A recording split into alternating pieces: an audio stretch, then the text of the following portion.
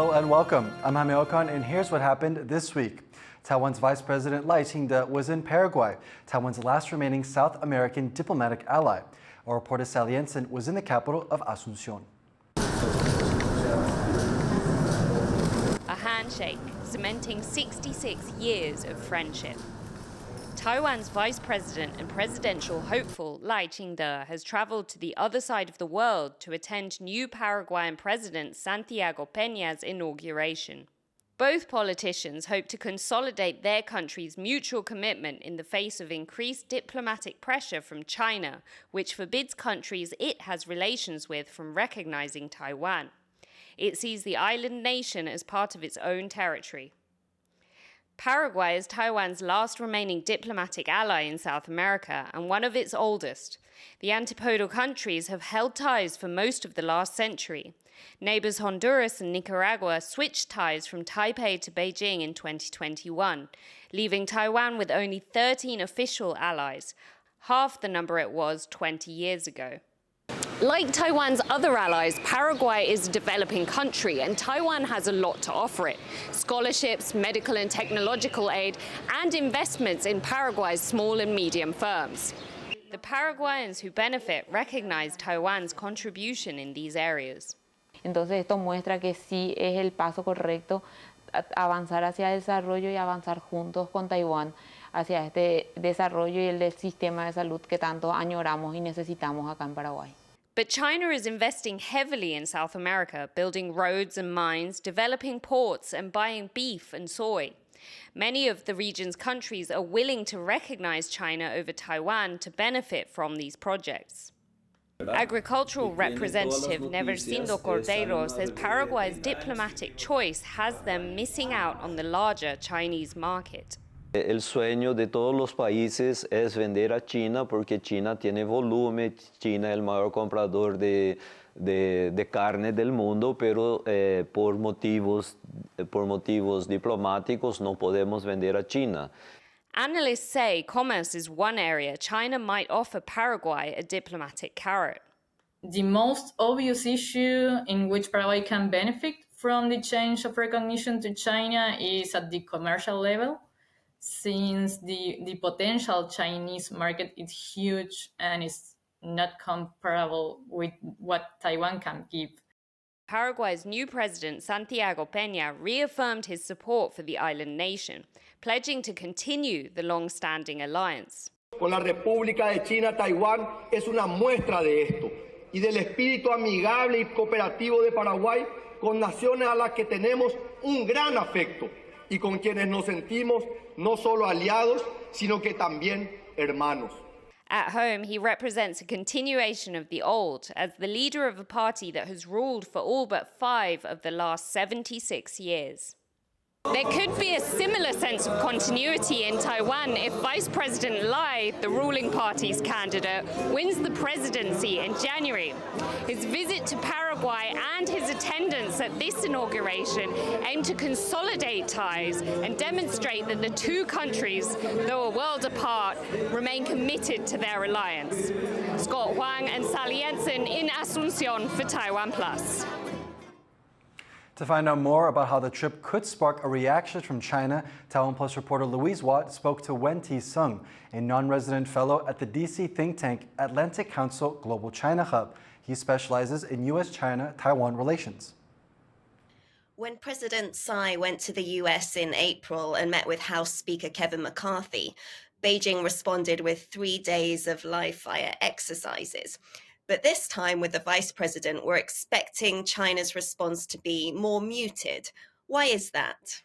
I think Beijing is in the process of trying to repair their reputation as a diplomatic actor. And one important aspect of that is to show proportionality in their response.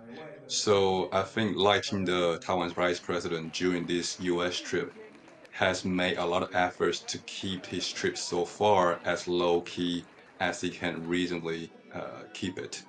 Which is to say that if Beijing continues to use escalatory overreaction towards this relatively low-key Ching-te visit, then when Beijing treats both super provocative visits and low-key visits, all in the same overreacting ways, Beijing will lose the ability to incentivize anyone else in the future to be low-key or to soften or otherwise to take Beijing's preferences into consideration.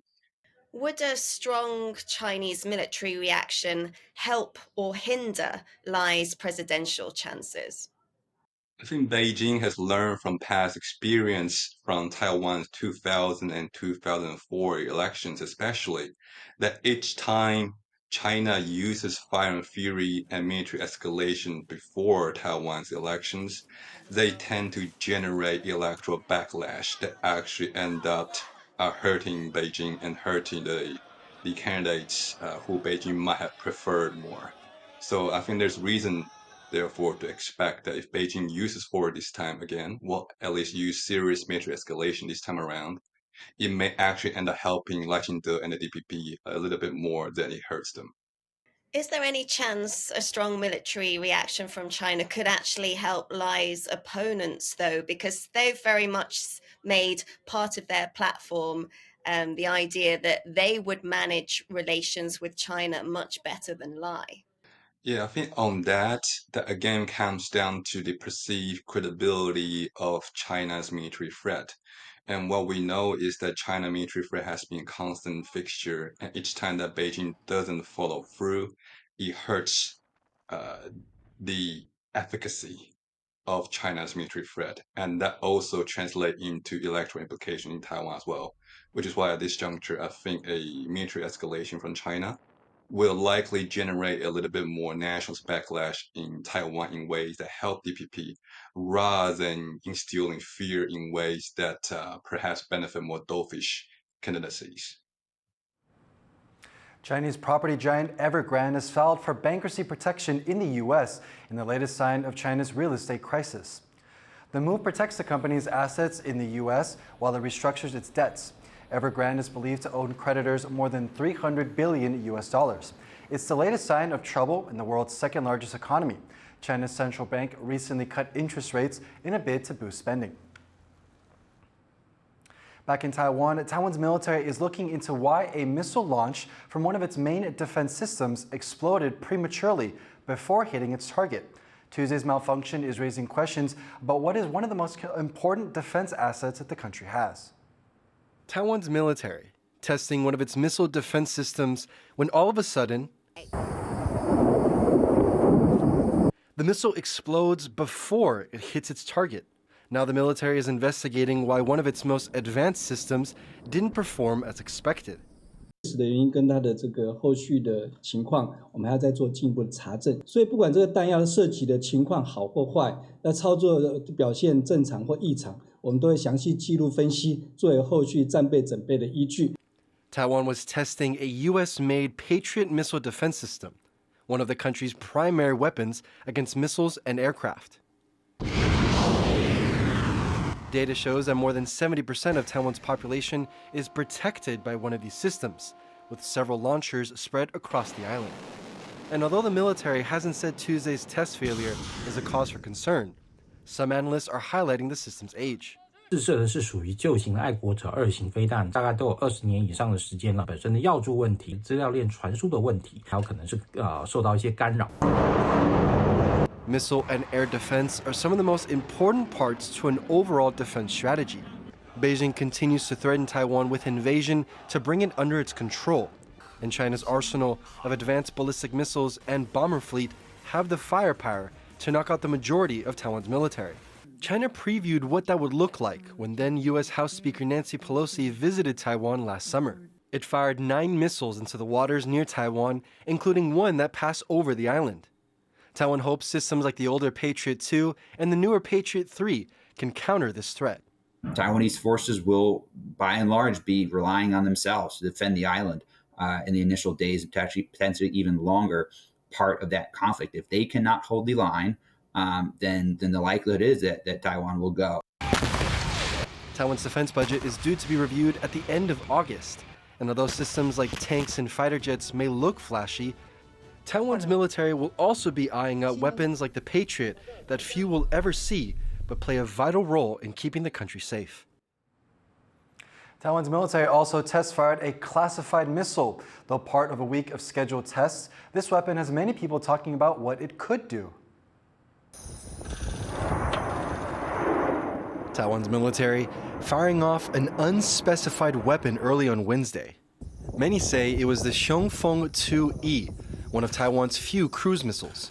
It's a counterstrike weapon and can hit targets far outside Taiwan's borders. And while not much is known about this specific missile, lawmakers from Taiwan's ruling Democratic Progressive Party, or DPP, are pushing for more of these kinds of capabilities. 产制的数量呢是列为机密，但是一般估计绝对有数百枚以上。那这一枚地对地远距离的遥攻的防御性武器，对台湾来讲是非常的重要。它让我们台湾的重层嚇阻这一层一层的嚇阻力量能够往外推。 Taiwan's largest weapons maker has been testing missiles over the last week in the country's south. But tests of this missile are rare, since Taiwan usually prioritizes defensive weapons. The manufacturer says the missile has a range of 600 kilometers, but it's also working on a version that could strike targets up to 1,200 kilometers away. Faced with threats from China, Taiwan could hit military targets in places like Shanghai, Nanjing, and Guangzhou. They could complicate the opponent's war preparation and disrupt their operations, and also potentially bring some damage to their own territory and their own infrastructure. The missile could be used to destroy the bases China would use in an attack on Taiwan. But some analysts say these types of missiles may not pose a significant threat to China's forces. The opponent probably will have very comprehensive airborne early radar systems. They could also detect it early on. So capability-wise, I would say it is still a quite limited counter-strike capability. But just as that, nevertheless, it still has the potential to disrupt the opponent's military operations. Analysts warn that Taiwan's military capabilities are dwarfed in both quantity and quality by China's. That's why many want Taiwan to focus on developing systems aimed at defense rather than retaliation. Officials are hunting for a tiny aquatic bug called the brain-eating amoeba. That's after a Taipei woman died from an infection 2 weeks ago. Patriot has more. Health inspectors in New Taipei are on a rare mission. They think this local indoor water park might harbor a deadly microscopic creature, one that hasn't been seen in Taiwan in over a decade. Known to scientists as Negleria fowleri, it's more commonly known as the brain-eating amoeba. A woman who recently swam here was infected by the bug, which lives in warm, stagnant water. She died August 1st, making hers the first fatal case in Taiwan in 12 years. Inspectors have shut the place down and ordered it disinfected. They've also contacted over 600 recent visitors. So far, no one else has shown signs of infection. To figure out what happened, they're testing water samples.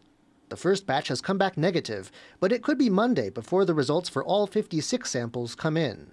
裁剪是指阴性，是不是代表其他的一个水质也是水质检验的结果是阴性？这个没有办法确认。我们是在不同的一个位置来做一些相关的一些裁剪。那我们希望呢，这些裁剪的一个位置呢，能够涵盖大部分的一个范围。